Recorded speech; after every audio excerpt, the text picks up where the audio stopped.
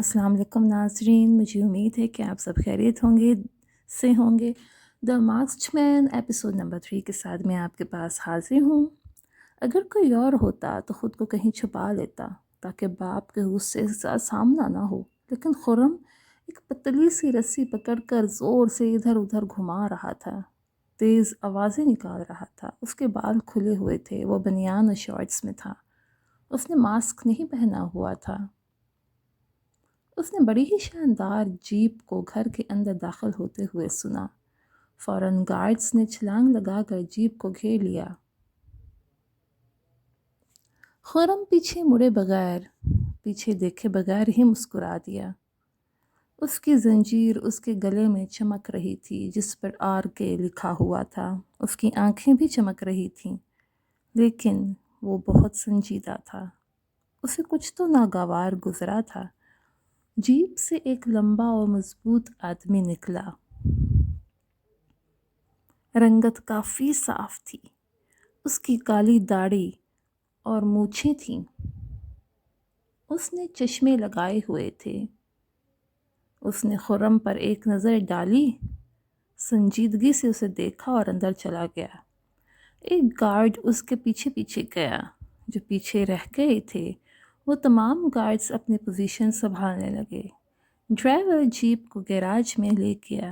تبھی زیتون be be جو گھر کی ملازمہ تھیں سامنے آئیں۔ خرم بابو۔ خرم نے اس کی طرف دیکھا۔ جی خالہ، تمہارے پاپا تمہیں بلا رہے ہیں، تم سے ملنا چاہتے ہیں۔ کیوں؟ اس نے بدتمیزی سے کہا۔ زیتون بی بی اگرچہ نوکرانی تھیں، لیکن اس نے خرم کو پالا تھا، اس لیے خرم ہمیشہ ان کی بہت عزت کرتا تھا۔ وہ ہمیشہ خرم کو غلط کام پر ڈانٹ دیتی تھی، جبکہ وہ جانتی تھی کہ وہ نوکرانی ہے تو وہ ذرا اپنی حدود میں ہی رہا کرتی تھی۔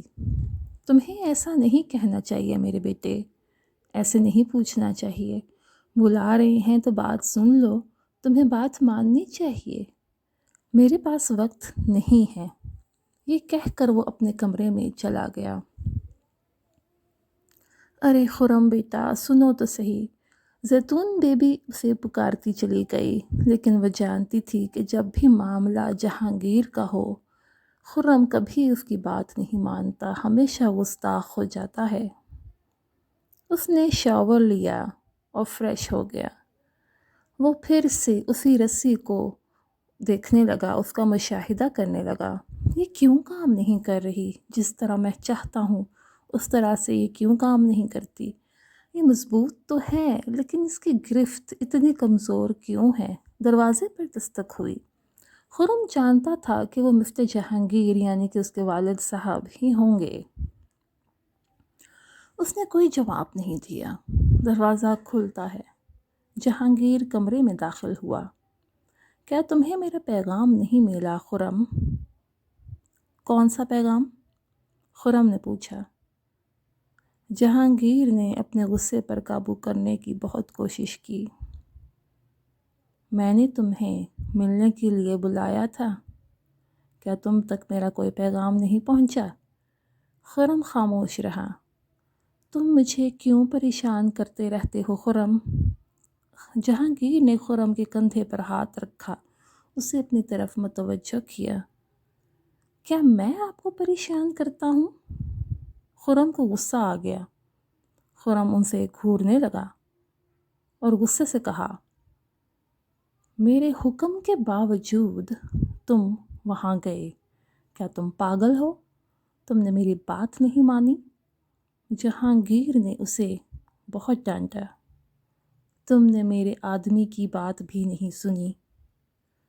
اب خرم آئینے کے سامنے کھڑا ہو گیا۔ وہ ایسے ایکٹ کر رہا تھا جیسے وہاں کوئی ہے ہی نہیں۔ جہانگیر کی باتوں پر اس پر کوئی اثر ہی نہیں ہو رہا تھا۔ تم کہاں جا رہے ہو اب اچھی طرح جانتے ہیں میں کہاں جا رہا ہوں جہانگیر صاحب، لیکن میں نے اپنی بات ابھی تک مکمل کی ہی نہیں ہے، تو پھر کسے پرواہ ہے؟ اس نے جہانگیر کی طرف دیکھا اور طنزیہ انداز میں مسکرایا، اور وہ سیدھا کھڑا ہو گیا اور آئینے کی طرف آنکھ ماری، ایک روشنی چمکی اور آئینہ کھل گیا۔ یہ مجھے کبھی نہیں سمجھے گا، جہانگیر نے کہا۔ اس نے خرم کو خفیہ کمرے میں جاتے ہوئے دیکھا۔ خرم اپنے خفیہ کمرے میں داخل ہو چکا تھا۔ اس نے وہاں کی اسکرینز کو اور مانیٹرز کو آن کیا۔ اب وہ دیکھ رہا تھا کہ اس گھر میں کیا ہو رہا ہے، جہاں اس نے کیمرے نصب کیے تھے۔ صرف ایک بار میں دیکھ سکتا کہ یہ جنید کون ہے۔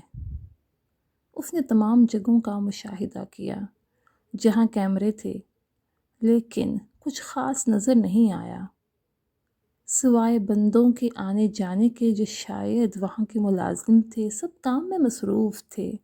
اس نے وہی لڑکی دیکھی جس سے وہ کل رات ملا تھا، جلدی سے کچھ کھا رہی تھی، بال بکھرے ہوئے تھے، اس کا منہ اتنا بھرا ہوا تھا کہ لگتا تھا پھٹ جائے گا۔ یہ کیا کر رہی ہے؟ خرم نے سوچا۔ وہ ایک کونے میں چھپ کر کھا رہی تھی۔ خرم نے اس پر کیمرہ زوم کر دیا۔ ڈری ہوئی اور سہمی ہوئی وہ ادھر ادھر دیکھ رہی تھی کہ کوئی آ نہ جائے۔ لگتا ہے جیسے اسے کھانے کو کچھ دیا ہی نہ جائے گا، خرم سوچنے لگا۔ اس نے ہونٹ دبائے، لیکن کیوں؟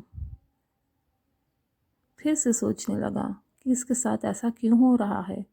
اس کے ہاتھوں پر غور کرنے لگا، بہت سے زخم تھے۔ اس کے چہرے پر غور کیا تو بازوؤں پر اور چہرے پر سرخ اور نیلے رنگ کے بہت سے داغ دھبے تھے، جیسے اسے بہت مارا جاتا ہو۔ What the fuck؟ یہ زخمی ہے اور روٹی تو ایسے کھا رہی ہے جیسے آج کچھ ملے گا ہی نہیں۔ اس نے وہی موٹی عورت جسے اس نے چھت پر دیکھا تھا، راہداری میں اسے آتے دیکھا۔ ایک دم کے لیے تو خرم کا دل جیسے لمحے بھر کے لیے دھڑکا ہو، ہائے کہ کہیں اس لڑکی کو دیکھ ہی نہ لے۔ اس خاتون نے یقیناً اسے پکڑ لینا ہے، لیکن فوراً ہی اس لڑکی نے اپنے آپ کو قریبی الماری میں چھپا لیا۔ یہ کیا ہو رہا ہے؟ اس کی حالت تو کتنے قابل رحم ہے۔ یہ کیا ہو رہا ہے؟ خرم کو اس پر بہت ترس آنے لگا اور وہ موٹی عورت اسے تلاش کرنے لگی۔ وہ دیکھ سکتا تھا کہ وہ اسے ہر جگہ ڈھونڈ رہی ہے، ڈھونڈتی اب وہ واپس جا رہی تھی۔ خرم نے اس لڑکی کو الماری سے باہر آتے دیکھا، وہ اب اپنے کپڑے جھاڑ رہی تھی۔ یہ لڑکی میرا ہمیشہ دھیان بتا دیتی ہے، میرا وقت ضائع کرتی ہے۔ اپنے مقصد پر مجھے توجہ مرکوز کرنی چاہیے۔ خرم اس نے اپنا سر تھپتھپایا۔ مسٹر جنید، ایک نظر کہیں نظر آ جائے، یہ ایک نظر دکھتا بھی نہیں ہے، کیا چیز ہے یہ؟ خرم کو غصہ آ گیا۔ اس نے کھڑے ہو کر کرسی کو لات ماری۔ میرا خیال ہے مجھے دوبارہ وہاں جانا پڑے گا، خود دیکھنا پڑے گا۔ اسی دوران وہ ایک کھلی سی الماری پر ٹیک لگا رہا تھا کہ اس کی نظر ایک بچے کے ساتھ ایک عورت کی تصویر پر پڑی۔ اس نے اسے اٹھا لیا اور اس کا دل جذباتی ہو گیا۔ اس نے وہ تصویر دوبارہ سے وہیں پر دوبارہ رکھ دی۔ کیسے جانوں، کیسے پتہ لگاؤں کہ ان کے ساتھ کیا ہوا تھا؟ سچ کیا ہے، کوئی مجھے کیوں نہیں بتاتا؟ اسی دوران اس کا وائرلیس فون بجنے لگا۔ اس کو پھر چڑچڑا سا محسوس ہوا، غصہ آیا۔ کیا ہے یہ؟ کیا ہے؟ ہاں، میں اپنے لیب میں ہوں، آپ کو پتہ تو ہے۔ اب مجھے پتہ ہے کہ موبائل پر کال نہیں آتی یہاں۔ ٹھیک ہے، میں آ رہا ہوں۔ باہر نکلتے ہی ساری لائٹس خود سے آف ہو گئیں، خود بخود بند ہو گئیں، مانیٹرز بھی خود بخود بند ہو گئے اور دروازہ اس کے پیچھے بند ہو گیا۔ آئینے نے پھر سے اپنی شکل اختیار کر لی۔ خرم سیاہ رنگ کے لباس میں تھا، باہر جا رہا تھا، اپنی بائک پہ سوار ہو گیا۔ اس نے جہانگیر کی آواز سنی پیچھے سے۔ اب کہاں جا رہے ہو تم؟ خرم نے فوراً اپنا نقاب چھپا لیا۔ مجھے کام ہے۔ کون سا کام ہے؟ خرم کو پھر غصہ آنے لگا۔ یہ آپ کا مطلب نہیں ہے؟ ہمیشہ مجھ پر آپ نظر رکھتے ہیں؟ خرم نے کہا۔ تم کیسے بول رہے ہو مجھ سے؟ اس طرح بات کرتے ہیں کیا؟ کیا یہ اپنے والد سے بات کرنے کا طریقہ ہے؟ باپ؟ کون باپ؟ خرم کو بہت غصہ آیا۔ تم میرے باپ ہو؟ وہ جہانگیر کی طرف اپنی موٹر سائیکل سے اتر کر آیا۔ مجھے پالا ہے صرف آپ نے، تو آپ میرے باپ نہیں بن گئے جہانگیر صاحب۔ خرم کو قریب سے دیکھا اور جہانگیر کی آنکھوں میں دیکھنے لگا۔ تم میرے باپ نہیں ہو، اس بات کا ہمیشہ خیال رکھنا، اس نے کہا۔ جہانگیر کی آنکھیں آنسوؤں سے سرخ ہو گئیں۔ اس نے خرم کو بائک پر جاتے ہوئے دیکھا۔